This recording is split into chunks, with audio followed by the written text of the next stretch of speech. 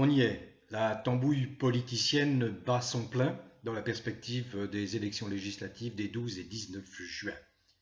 Elle bat son plein en particulier à gauche entre guillemets, où une grande nouvelle vient de tomber, l'accord entre Europe Écologie Les Verts, le parti dirigé en sous-main par Cohn-Bendit, le très grand ami de Macron, et accord avec la France Insoumise, l'Union Populaire qui va s'appeler désormais la Nouvelle Union Populaire. Dans la foulée, on s'attend à un accord avec le Parti communiste pour présenter des listes harmonisées sous la même étiquette, Nouvelle Union Populaire. Que ces gens-là s'unissent, ça paraît s'être entretués, je ne dis même pas entre-déchirés, entretués. Quand on sait que si Jadot, le secrétaire national des Verts, enfin des faux écolos, ne s'était pas présenté, quand on sait que si Roussel ne s'était pas présenté, quand on sait que si Poutou, si Artaud ne s'était pas présenté, Mélenchon serait arrivé haut la main au second tour, et les voilà qu'ils s'accordent, mais c'est une tradition à gauche, on s'entre-déchire pour se compter, alors ils passent leur temps à se compter depuis 30 ans, hein. Et puis ensuite, quand on sait compter, qu'on est passé à côté de l'essentiel, c'est-à-dire s'unir pour dégager le fasciste Macron, c'était ça que 80% des Français attendaient, hein. Et bien sûr, apporter un programme qui convient au peuple, eh bien, après leur guéguerre totalement stérile, hein, qui en a découragé, déçu plus d'un en France, après ça, on se dit, ah ben maintenant on peut s'entendre pour essayer de récupérer un minimum de sièges à l'Assemblée nationale et pourquoi pas organiser une majorité, qui sait, pour contrer Macron.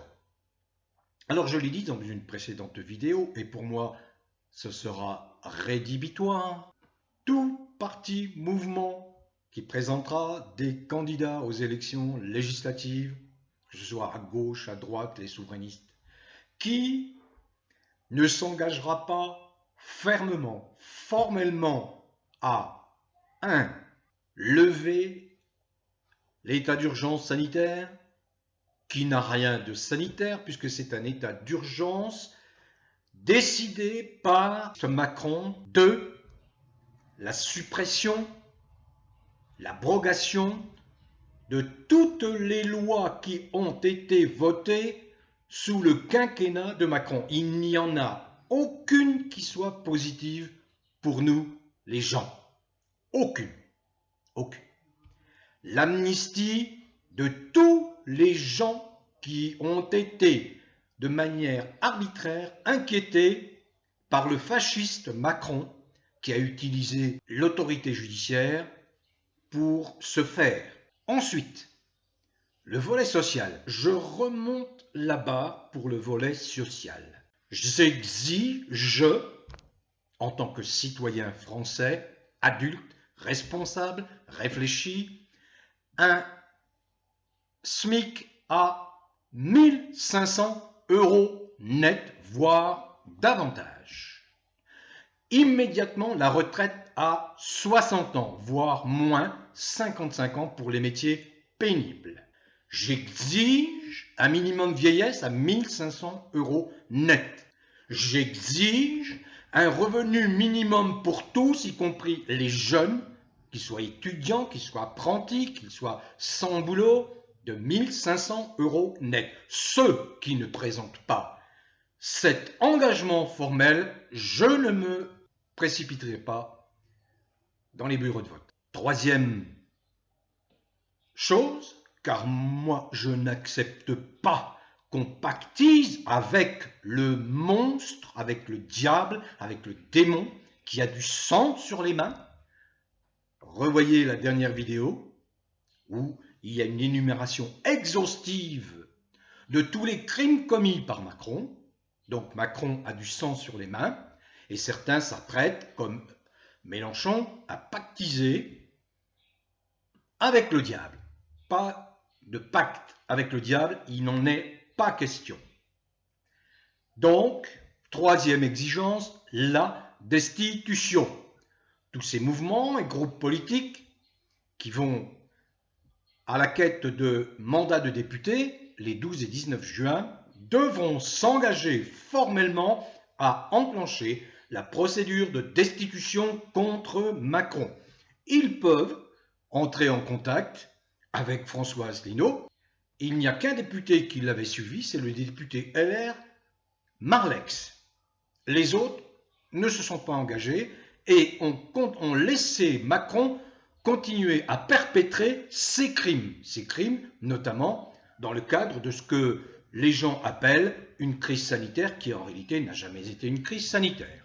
Autre exigence, c'est bien évidemment le Frexit, la sortie immédiate de l'Europe en vertu de l'article 50 du traité de Lisbonne.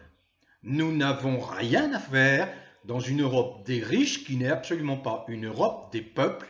Ensuite, bien sûr, quitter l'OTAN, purement et simplement.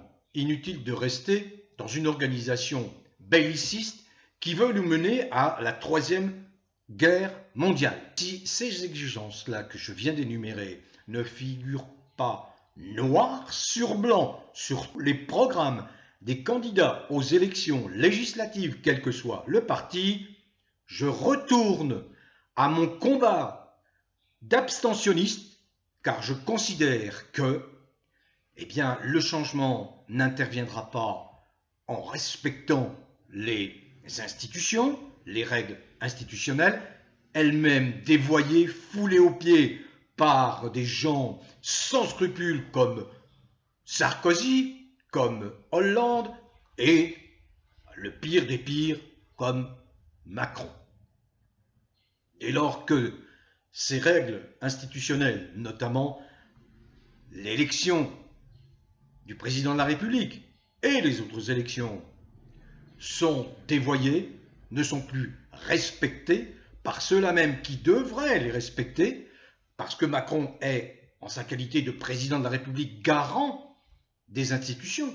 C'est lui qui doit protéger. C'est le premier à les bafouer, à flouer tout ça.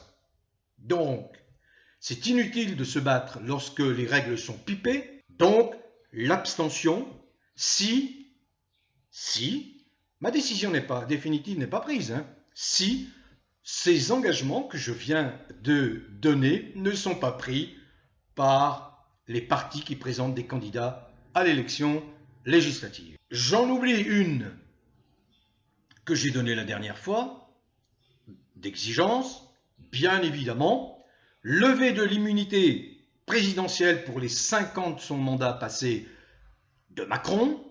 On lève son immunité présidentielle pour qu'il soit poursuivi, pour que toutes les poursuites judiciaires à son encontre aillent à leur terme et le condamnent le plus sévèrement possible. Idem pour tous les députés qui ont voté les lois les plus infâmes, les plus scélérates, les plus liberticides, dignes des lois de Vichy. Donc, il faut que ces députés qui ne pensaient qu'à s'en mettre plein les fouilles, gagner un maximum de fric, payent les conséquences de leurs actes, de leurs décisions, car ils ont entraîné la France dans le gouffre.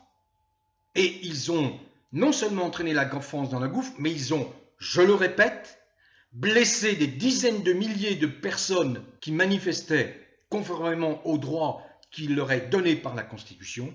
Certains sont morts, d'autres ont été mutilés et ils le seront à vie. Je n'oublie pas non plus les 30 000 personnes âgées qui sont mortes dans les EHPAD après absorption du Rivotril décidé par Macron en personne. Je n'oublie pas tous ces crimes-là. Et donc vous les députés, vous êtes les premiers. Il faudra tôt ou tard, parce que vous avez pérennisé un régime abject, immonde, qui se permet de tabasser encore hier le 1er mai. Vous imaginez les Robocop qui tabassent? J'ai eu droit encore à des vidéos qui m'ont été expédiées. C'est honteux, scandaleux. La France n'a pas besoin de Poutine pour être détruite. Elle est détruite par qui, vous savez? Donc, cette courte vidéo pour vous dire effectivement que les magouilles politiciennes ont commencé. Donc, apparemment, il y a quand même des tractations entre M. Macron et M. Mélenchon. Le fait que M. Mélenchon s'exprime assez librement sur la possibilité qu'il soit un des prochains premiers ministres après les législatives de Macron. Je termine en disant que cet accord qui intervient entre la France insoumise, les écolos et certainement avec les communistes de Roussel, très bien pour eux. Pour moi, je retiens une seule chose. Roussel est favorable à l'obligation vaccinale. Il n'en est hors de question d'avoir un poison. Compte tenu de tous les dégâts, et ça remonte de toutes parts, tous les dégâts, les effets secondaires dramatiques, partout dans le monde. De nombreux pays, au moins 35-40 pays font marche arrière toute par rapport à cette histoire. Et bien sûr, Jadot a clamé sans arrêt qu'il était favorable à la vaccination obligatoire. Vous comprenez? Donc, il est pour moi hors de question, je l'ai dit dans une précédente vidéo, de voter pour des gens qui vont ressortir les mêmes plats, notamment le plat de l'injection obligatoire. Ça, c'est totalement rédhibitoire pour Verdi. Juste encore un mot, un peu surpris de voir que Florian Philippot avalise les résultats de l'élection présidentielle du deuxième tour, ne met pas en doute la validité de ces résultats, en dépit des fraudes qui ont été constatées ici et là, en dépit de la présentation qui a été faite le soir du 24 avril par France 2 et qui donnait Marine Le Pen gagnante. Voilà, je suis un petit peu surpris de ce revirement de Philippot. Il eût été plus simple, plus sage d'attendre la suite des investigations qu'un certain nombre d'associations ont engagées pour savoir s'il y a oui ou non fraude. Bon vent à tous, prenez soin de vous, portez-vous bien.